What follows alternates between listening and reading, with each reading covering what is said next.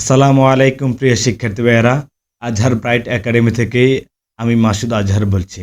আজকে আমরা যে টপিক নিয়ে আলোচনা করব ওটা হচ্ছে নবম দশম শ্রেণীর সেট ফাংশন অধ্যায়ের 2-1 2 নম্বর অপশন। এখানে উল্লেখ আছে নিচের সেটগুলোকে সেট গঠন পদ্ধতিতে প্রকাশ করো।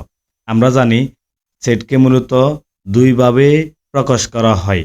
এক হচ্ছে সেট গঠন পদ্ধতি, আরেকটা হচ্ছে তালিকা পদ্ধতি। এখানে মানগুলো তালিকা পদ্ধতিতে উল্লেখ দেওয়া আছে। আমরা এই মানগুলোকে সেট গঠন পদ্ধতিতে প্রকাশ করব। এখানে উল্লেখ আছে যে 3, 5, 7, 9, 11। এখন আমরা যে এই যে মানগুলোকে আমরা সেট গঠন পদ্ধতিতে প্রকাশ করব, এই কারণে আমাদের আগে বুঝতে হবে এই মানগুলো কি আকারে আছে। আমরা দেখতে পাচ্ছি এখানে 3, 5, 7, 9, 11 মানে এই মানগুলো আছে কি যে বেজোড় আকারে আছে। মানে বেজোড় আকারে এই যে 3 বেজোড়, 5 বেজোড়, 7 বেজোড়, 9 বেজোড়, 11 বেজোড়। মানে এখানে মানগুলো 3 থেকে 11 পর্যন্ত এর বাইরে নাই। আগে আমাদের উল্লেখ করতে হবে যে মান যেগুলো দেওয়া আছে সেগুলো উল্লেখ করি আমরা আগে। তাহলে আমরা লিখি দেওয়া আছে, এরপর আমরা লিখি যে নির্ণয় সেটটি হবে। নির্ণয় সেটটি হবে। নির্ণয় সেটটি কি হবে যে 1 থেকে বড়, মানে এই মানগুলো হচ্ছে 1 থেকে বড়। আমরা 2 থেকে আমরা বড় লিখতে পারতাম, কিন্তু এখানে হবে 1 থেকে বড়। যেহেতু 1 বেজোড় আর এখানে সবগুলো বেজোড় আছে, এখানে আমাদের 1 থেকে শুরু 1 লিখতে হবে।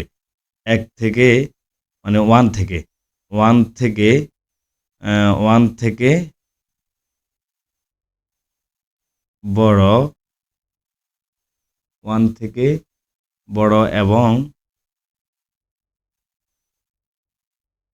এবং এখানে 11 পর্যন্ত আছে। আমরা এখানে দেব কি যে 13 থেকে ছোট। 13 থেকে মানে 13 থেকে ছোট।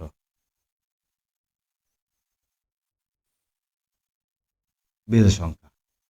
মানগুলো হচ্ছে বেজোড় সংখ্যা। বেজোড় সংখ্যা।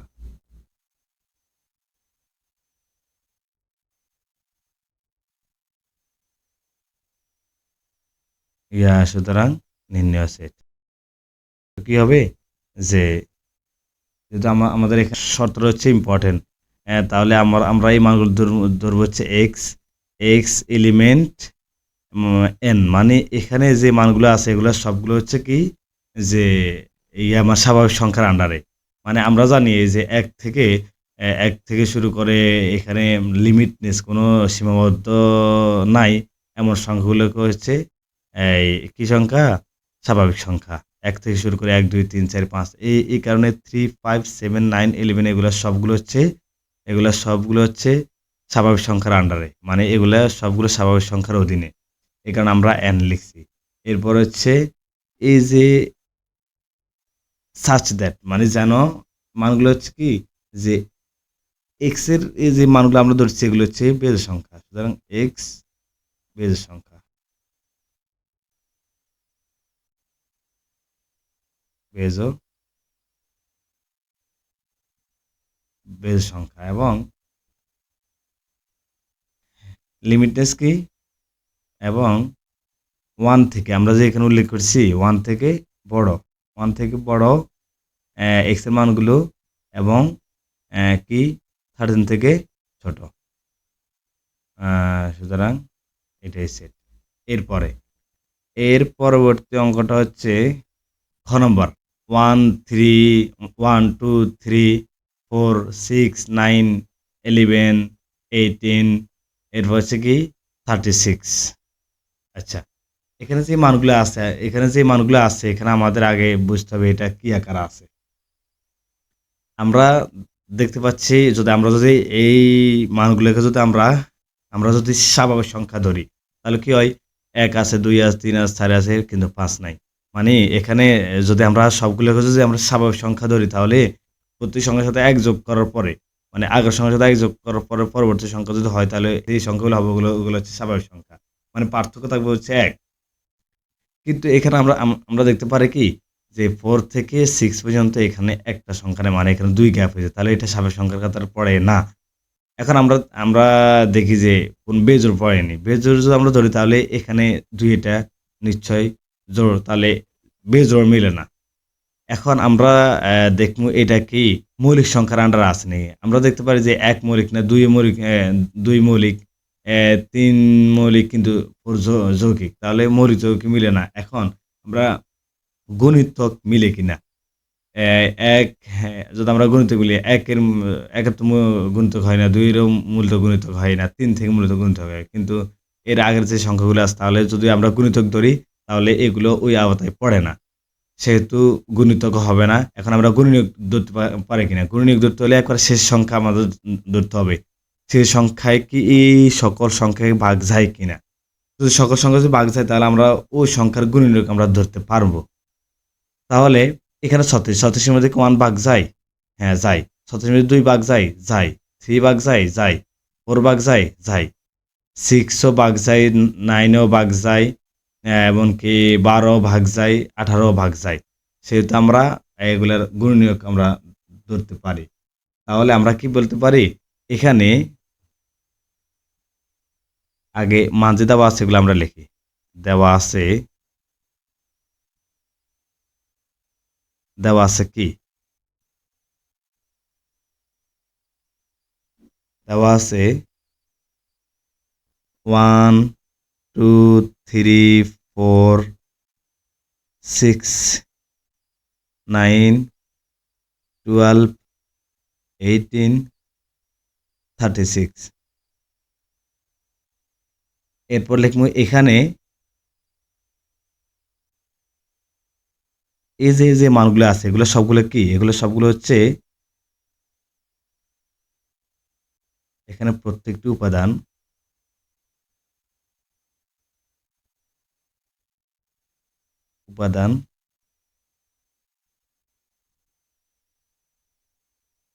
এখানে প্রত্যেকটি উপাদান কি আছে?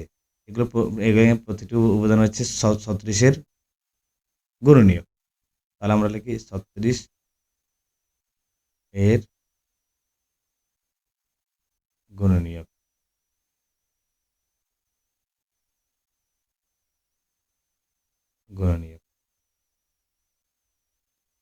সুতরাং নির্ণয় সেট।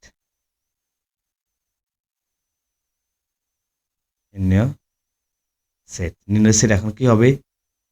প্রথমে যেহেতু আমরা সেট গঠন পদ্ধতি মানে সেট গঠন করবো আমরা এই সেটটাকে যেহেতু আমাদের আগে এক্স আনতে হবে। এক্স, এরপরে এক্স এলিমেন্ট, এরপর কি এন। যেহেতু এগুলো সবগুলো মানে স্বাভাবিক সংখ্যা না, তবে স্বাভাবিক সংখ্যার আওতায় পড়ে, এই কারণে আমরা এন দিতে হবে। মানে এই এন এর এক্স এর মানগুলো হচ্ছে এন এর আওতাভুক্ত।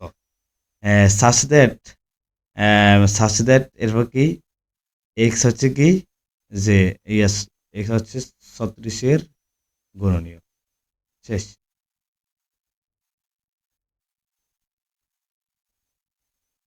আমরা এখানে লেস দেন গ্রেটার দেন, এখানে আমরা লেস দেন গ্রেটার দেন এই কারণে ইউজ করি না, কেননা গুণনীয়কের লিমিট থাকে, মানে সীমাবদ্ধ থাকে, কিন্তু এই যে অন্যান্য উপাদান যেগুলো আছে সেগুলো কোনো সীমাবদ্ধ থাকে না, এই কারণে আমরা লেস দেন গ্রেটার দেন এখানে ইউজ করি নাই। এরপরে যে অঙ্কটা আছে ওটা হচ্ছে যে গ নাম্বার, যে আছে কি যে 4, 8, এরপর 12, এরপর হচ্ছে 16, এরপরে 20, এরপরে 24, এরপর 28, এরপরে 32, এরপরে 36, এরপর হচ্ছে 40। এখন এখানে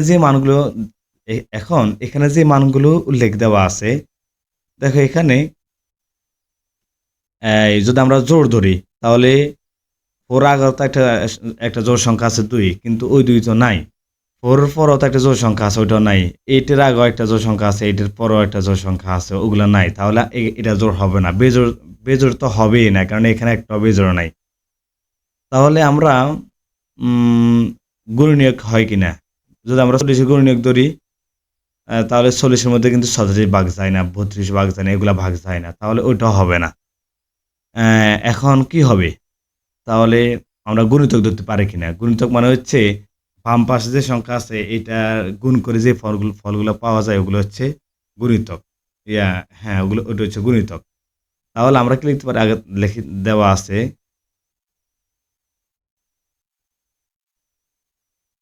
দেওয়া আছে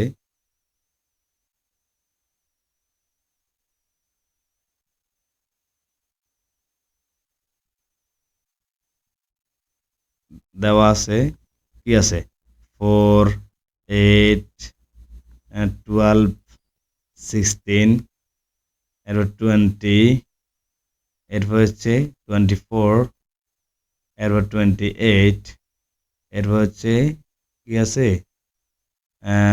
32, 36, 40। এখন এখানে যে মানগুলো আছে এগুলো কি আকার আছে, এগুলো গুণিতক আকার আছে। তাহলে আমরা এখানে এখানে কি এখানে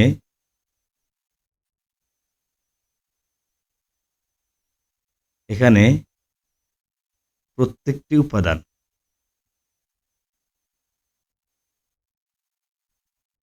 এখানে প্রত্যেকটি উপাদান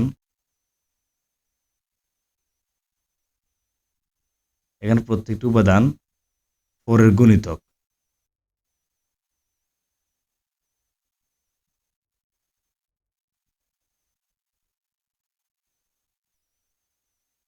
এখন 4 গুণিতক হলে তো অনেক আছে। এই যে যেমন 4 কে গুণ করে আরো 40 পর তার সংখ্যাগুলো পাওয়া যায়। কিন্তু এখানে আছে 40 পর্যন্ত। তাহলে আমরা কি লিখব কি যে 40 এর বড় নয়।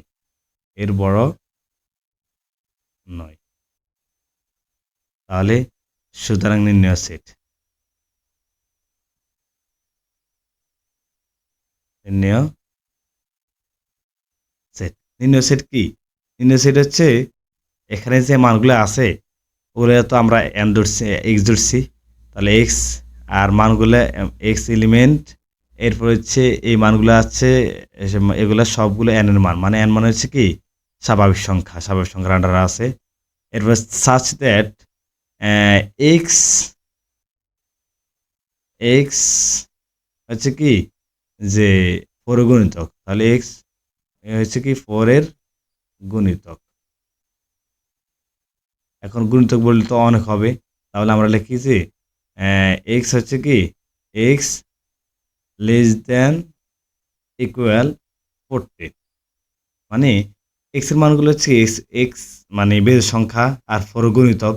সরি, এক্স হচ্ছে এই 4 এর গুণিতক 40-এর 40-এর বড় নয়, কিন্তু 40 পর্যন্ত। সেহেতু আমরা লেস দ্যান ইকুয়াল দিছি। এই এরপর অঙ্কটা হচ্ছে, এরপরে যে অঙ্কটা আছে ওটা হচ্ছে যে +-4, +-5, +-6। এখন এই মানগুলো কি আকারে আছে আমরা জানি, সকল ধনাত্মক ঋণাত্মক সংখ্যা মিলে হচ্ছে পূর্ণ সংখ্যা। তাহলে এগুলো কি পূর্ণ সংখ্যার আকারে আছে। এখন আমরা তো এগুলো এখানে যে পূর্ণ সংখ্যাগুলো আছে এগুলোকে আমরা লিমিট করতে পারি না, কেননা যদি হইতো যে 4, 5, 6 হইতো তাহলে আমরা আমরা কি লিখতাম, এগুলো হচ্ছে স্বাভাবিক সংখ্যা থাকতো, মানে শুধু 4, 5, 6 থাকতো। তাহলে আমরা কি লিখতাম যে এই মানগুলো হচ্ছে কি 3 থেকে বড় এবং 7 থেকে ছোট। কিন্তু এখানে প্লাস মাইনাস আছে মানে পূর্ণ সংখ্যা। তাহলে লিমিটলেস তো আর এটা শুধু সংখ্যা দিয়ে হয় না। তাহলে আমরা ভিন্ন সিস্টেম আমরা আমাদের আগাইতে হবে কি, যে আগে মানগুলো আমরা লিখি যে দেওয়া আছে। এখন আমরা কি করব, এখন আমরা এই যে একটা একটা করে ধরবো। যদি x = 4 হয়, x = +-4 হয়, হয়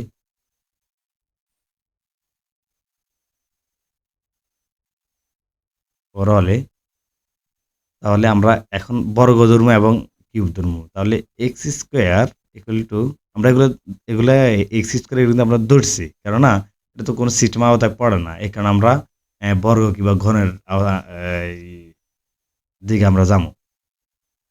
তাহলে x এর উপর স্কয়ার দিলে কত হয়? আম, তাহলে x² তাহলে +-4² প্লাস মাইনাস এই এই দুইটার অ্যান্সার মানে এই দুইটা কত হয়, এখানে 16 হয়। তাহলে আমরা এখানে 16 লিখি এবং কি আকার আছে, এবং এক্স কিউব ইকুয়াল টু কত হবে, যে প্লাস মাইনাস 4 কিউব, 4 কিউব। তাহলে 4 কিউব কেন, তাহলে plus 4 cube minus 4 cube, plus 4 cube মানে কত, যে 4 গুণ 4 গুণ 4, তাহলে কত হবে, এখানে 4 দিয়ে 4 গুণ গুণ করলে কত হবে, 4 4 16, 4 16 66, এখানে -4 গুণ -4 গুণ -4, মাইনাসে মাইনাসে প্লাস, আবার ওই প্লাস মাইনাসে মাইনাস, এরপরে 4 দিয়ে 4 গুণ কত হবে, 16, 4 16 66, মানে প্লাস 67 মাইনাস 67 আসে, সেহেতু আমরা কি লিখতে পারি, যে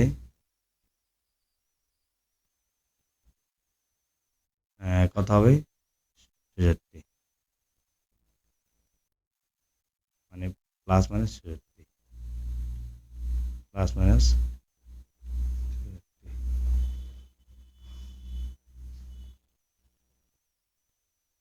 এরপর হচ্ছে কি এক্স ইকুয়াল টু, এরপর কত আছে, 5 আছে, তাহলে x equal to plus minus 5 হলে x square equal to plus minus 5 square equal to কত হবে, প্লাস মাইনাস 5, তাহলে আমরা 25 লিখি, এবং এক্স কিউব ইকুয়াল টু কি, প্লাস মাইনাস, এবং এক্স কিউব ইকুয়াল টু কত হবে, যে আমরা যেহেতু এক্স এর মান এখানে 5 ধরছি, এখন 5, তাহলে প্লাস মাইনাস 5, আর এটা কত হবে, -5 গুণ -5 গুণ -5, minus plus, plus minus minus, 5 5 25, 5 25 125, তাহলে এই মানে কিউব যেটা, কিউব দিয়ে যেখানে প্লাস 125 আছে, মাইনাস 125 আছে, তাহলে আমরা প্লাস মাইনাস 125 লিখি। এরপর হচ্ছে x equal to plus minus 6 হলে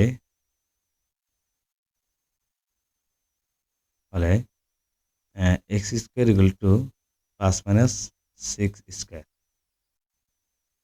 তাহলে কত হবে, ইয়া 6 6 636, 6 6 6 পিস মানে কি 6 পিস মানে কি 636, এবং আহ, এবং এক্স কিউব ইকুয়াল কত হবে, যে প্লাস মাইনাস 6 কিউব, এখানেও ওই যে 216। আচ্ছা, এখন এই যে মান যেগুলা, এগুলো হচ্ছে, তাহলে আমরা এখানে কি লিখতে পারি, এখানে প্রত্যেকটি উপাদান, তাহলে এখানে উপাদানগুলোর বর্গ, এই যে উপাদানগুলোর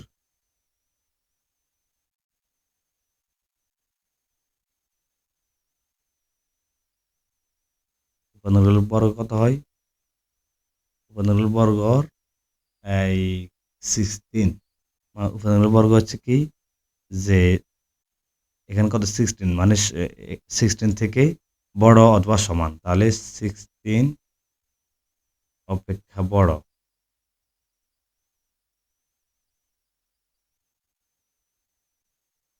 বা সমান, এবং গণ হচ্ছে কি, এবং এবং গণ হচ্ছে এই যে 216, এটার কি 216 সে ছোট অথবা সমান এবং গণ 216 এর ছোট বা সমান।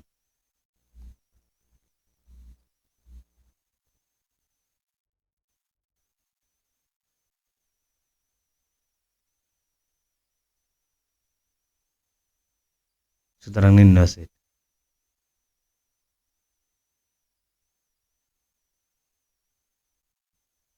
নির্ণয় সেট সেটা হচ্ছে এখানে যে উপাদানগুলো আছে এগুলো তো পূর্ণ সংখ্যা, এখানে আমরা জেড ধরবো এখানে। তাহলে এক্স এলিমেন্ট এগুলো সবগুলো পূর্ণ সংখ্যা, এখানে পূর্ণ সংখ্যার সেট হচ্ছে জেড।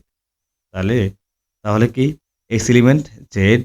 আচ্ছা, জানো x square less than equal 16, মানে এক্স স্কোয়ার মানগুলো হচ্ছে কি 16 অপেক্ষা বড় অথবা সমান, এবং এক্স কিউব লেস দেন 216, মানে 216 এর সাথে ছোট কিংবা সমান। এটাই অ্যান্সার।